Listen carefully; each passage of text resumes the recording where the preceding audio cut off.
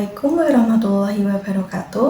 Perkenalkan, nama saya Saftiara Rida Rahmawati, mahasiswi program studi Agroekoteknologi Fakultas Peternakan dan Pertanian di Universitas Diponegoro.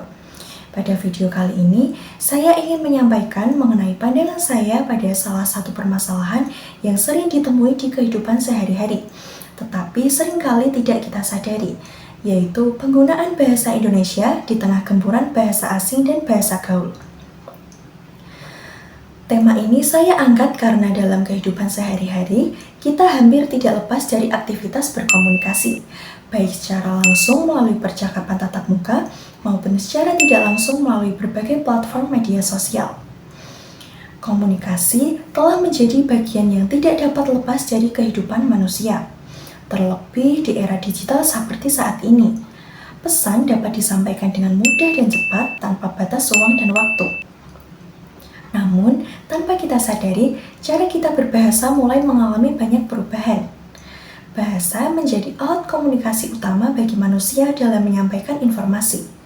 Bagi kita sebagai masyarakat Indonesia, bahasa Indonesia bukan hanya sekedar menjadi alat komunikasi saja, tetapi juga memiliki kedudukan yang sangat penting yang mencerminkan identitas nasional dan pemersatu bangsa. Melalui bahasa Indonesia, masyarakat dengan latar belakang yang sangat beragam seperti suku, budaya, dan bahasa daerah dapat saling berinteraksi dan memahami satu sama lain. Namun, seiring perkembangan zaman, perkembangan teknologi digital, dan pesatnya arus globalisasi, bahasa Indonesia menghadapi tantangan yang cukup besar. Perkembangan media sosial dan teknologi komunikasi telah mengubah cara masyarakat dalam berinteraksi, termasuk dalam penggunaan bahasa. Kita sering menemui penggunaan bahasa gaul, singkatan berlebihan, hingga pencampuran bahasa asing dalam percakapan sehari-hari. Fenomena ini mulai merambah ke berbagai ruang publik, bahkan lingkungan pendidikan. Jika tidak disikapi dengan bijak, kondisi ini berpotensi menggeser kedudukan bahasa Indonesia dan mengurangi kesadaran masyarakat akan pentingnya menggunakan bahasa Indonesia yang baik dan benar dalam konteks yang sesuai. Lalu, apakah fenomena ini menjadi suatu hal yang wajar atau justru menjadi ancaman bagi bahasa Indonesia? Jika kita memperhatikan lingkungan sekitar, terutama pada generasi muda dan kalangan remaja, penggunaan bahasa gaul sudah menjadi hal yang sangat umum dan dianggap biasa saja. Kita sering menemui penggunaan kata seperti contohnya kata baper, healing, mager, dan masih banyak lagi. Bahkan, dalam satu kalimat seringkali ditemukan campuran antara bahasa Indonesia dengan bahasa asing. Fenomena ini sebenarnya tidak sepenuhnya dianggap salah, karena bahasa pada dasarnya bersifat dinamis yang memiliki ciri-ciri selalu berubah dan berkembang seiring berjalannya waktu, mengikuti perubahan zaman, budaya, teknologi, dan kebutuhan penggunanya. Bahasa gaul juga dapat digunakan sebagai bentuk ekspresi, kedekatan sosial, dan identitas kelompok tertentu. Namun, masalah muncul ketika bahasa gaul digunakan tanpa mengenal kondisi, situasi, tempat, dan juga konteksnya. Selain bahasa gaul, pengaruh bahasa asing, seperti contohnya penggunaan bahasa Inggris juga sangat kuat. Hadirnya media sosial, internet, film, dan juga musik membuat kita terbiasa dengan istilah asing, seperti contohnya penggunaan kata follow, subscribe, komen, dan lain sebagainya. Tak jarang kita lebih memilih menggunakan istilah asing karena kita menganggap lebih modern, lebih keren, atau bergengsi. Padahal, bahasa Indonesia juga memiliki padanan kata yang jelas yang dapat digunakan seperti contohnya mengikuti untuk follow, berlangganan untuk subscribe, dan ulasan untuk komen. Media sosial juga mendorong kebiasaan menyingkat kata secara berlebihan, yang apabila hal ini terus dibiasakan, maka dapat menurunkan kemampuan kita dalam menggunakan bahasa secara baik, benar, formal, dan sesuai dengan kaidah bahasa. Jika penggunaan bahasa asing dan bahasa gaul tidak diimbangi dengan pemahaman bahasa Indonesia yang baik dan juga benar, maka akan muncul beberapa dampak negatif yang tidak bisa dianggap sepele.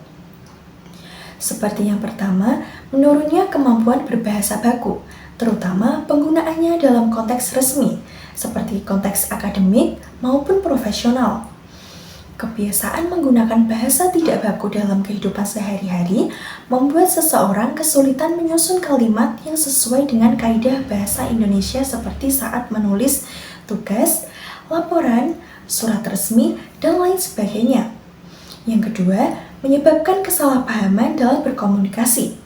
Karena tidak semua orang memiliki latar belakang, usia, maupun tingkat pemahaman yang sama terhadap istilah-istilah gaul atau bahasa asing yang digunakan. Akibatnya, pesan yang ingin disampaikan seringkali tidak diterima secara utuh, bahkan dapat menimbulkan penafsiran yang keliru, yang dapat mengganggu efektivitas komunikasi. Dan yang ketiga, memudarnya rasa bangga terhadap bahasa Indonesia. Jika kita lebih sering menggunakan bahasa asing tanpa alasan yang jelas, seiring berjalannya waktu, bahasa Indonesia bisa dianggap kurang penting. Anggapan seperti ini sangat berbahaya, karena dapat mengikis kesadaran berbahasa nasional dan mengurangi penghargaan terhadap bahasa Indonesia sebagai bahasa persatuan. Padahal, penggunaan bahasa mencerminkan karakter, sikap, dan cara berpikir seseorang. Kemudian, dampak serius bagi dunia akademik. Dilihat dari sisi mahasiswa, perlu disadari bahwa kebiasaan berbahasa sangat memengaruhi kualitas akademik. Pertama, penggunaan bahasa yang tidak sesuai kaidah dapat menurunkan ketepatan berpikir. Bahasa yang tidak tertata mencerminkan pola pikir yang tidak sistematis. Kedua, menurunnya kemampuan menulis ilmiah. Banyak mahasiswa kesulitan menulis dengan struktur kalimat yang baik karena terbiasa menggunakan bahasa informal di kehidupan sehari-harinya. Ketiga, hilangnya wibawa akademik.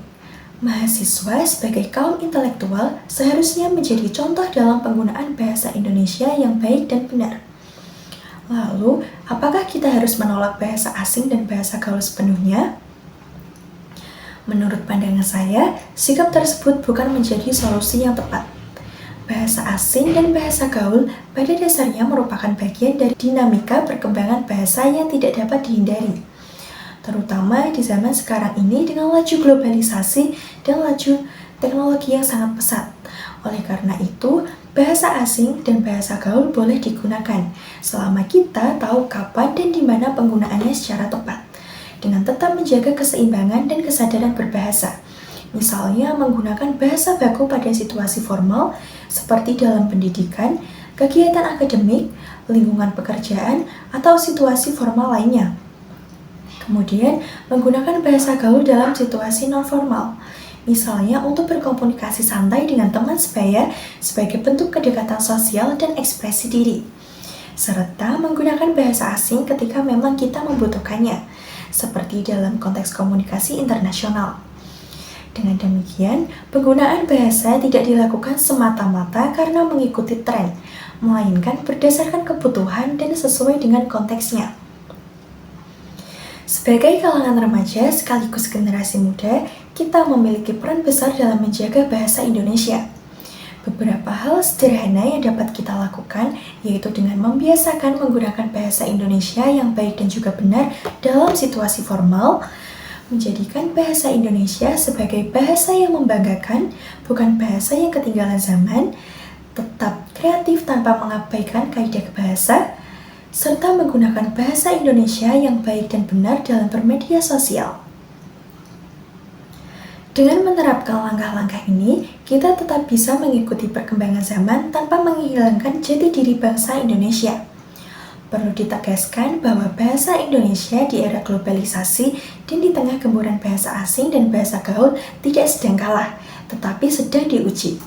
Kita harus melewatinya dengan sikap peduli, sadar, dan bangga dalam menggunakan bahasa Indonesia. Jadikan bahasa Indonesia bukan hanya sebagai alat komunikasi, tetapi juga cerminan karakter dan identitas bangsa. Saya berharap pandangan yang saya sampaikan dapat menambah kesadaran kita semua dalam berbahasa. Sekian yang dapat saya sampaikan mengenai permasalahan bahasa Indonesia yang terjadi di kehidupan sehari-hari. Terima kasih atas perhatiannya. Wassalamualaikum warahmatullahi wabarakatuh.